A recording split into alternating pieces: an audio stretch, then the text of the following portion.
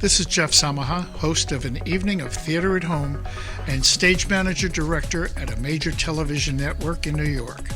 Hope you have been watching our theater company shows on our Jeff Samaha YouTube channel. I say that because I want you to notice the introduction I do at the beginning of each movie. Everyone is on camera from home. Using a computer, a webcam, and a bookshelf have become commonplace.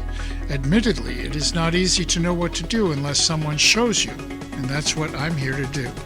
This is a simple how-to video to get you up and running without too much effort and expense. In-depth detail will come in future videos. Most people really don't know how to make themselves or their surroundings look good. The few things I'm a stickler about is how the background looks, the level of the camera, the mic placement, as well as the lighting on the subject. First, let's talk background.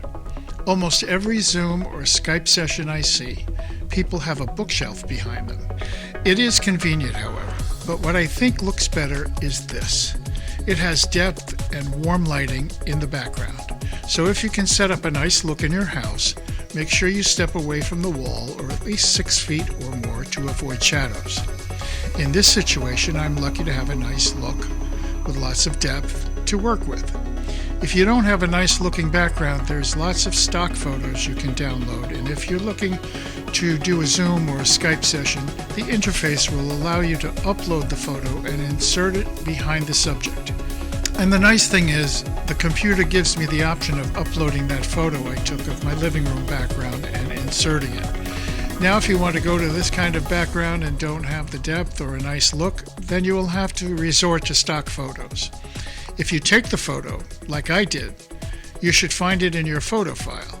Just insert it behind you, and you will look like you are in that room. Equipment. Get yourself a decent webcam, iPhone or Android phone. They have great cameras. That's your most important piece of equipment, so spend a little more on those items. Lighting.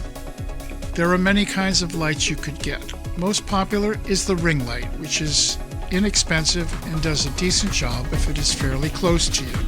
The problem with any light is if you wear glasses or there are reflections in your eyes, this could become problematic. You've seen some people that have little circles in their pupils. That's the ring light. What you have to do is a trial and error with the placement of lights to avoid reflections and hot spots on your face. Make sure you take a 10-second video of your standing or seated position and check your eyes for reflections. Or if there are windows behind you, make sure you don't see the light reflecting in the windows. Multiple lights would give you a nice look, but that's another video.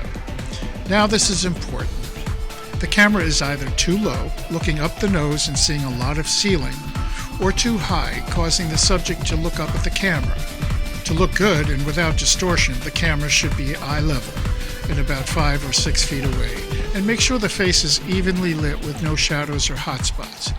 Makeup could help, but in lieu of that, just pull the light back until the hot spot disappears and the face is not blooming, or lower the intensity of the light if it has that option. Another reason the camera should not be too close is that it will cause distortion, making your nose look big. To help that issue, just have the subject stand further back away from the camera and then zoom into the framing you want. Audio. Make sure you set your level for sound, which you will find you can do on the Zoom or Skype interface. Test 1, 2, 3. Test 1, 2, 3. Make sure you're not too close to the mic or it will sound distorted, like this. 6 inches with a hardwired stand mic is a good distance, and you can then talk at a good level without having to shout. If you are standing and away from the camera, you will need wireless mics, or a long-wired one.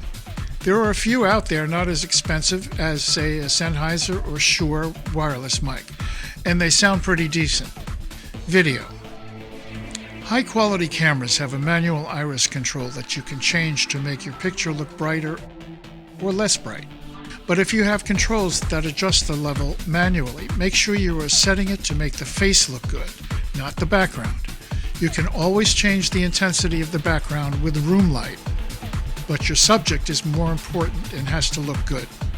I hope you enjoyed this little primer to get you going and looking like a pro.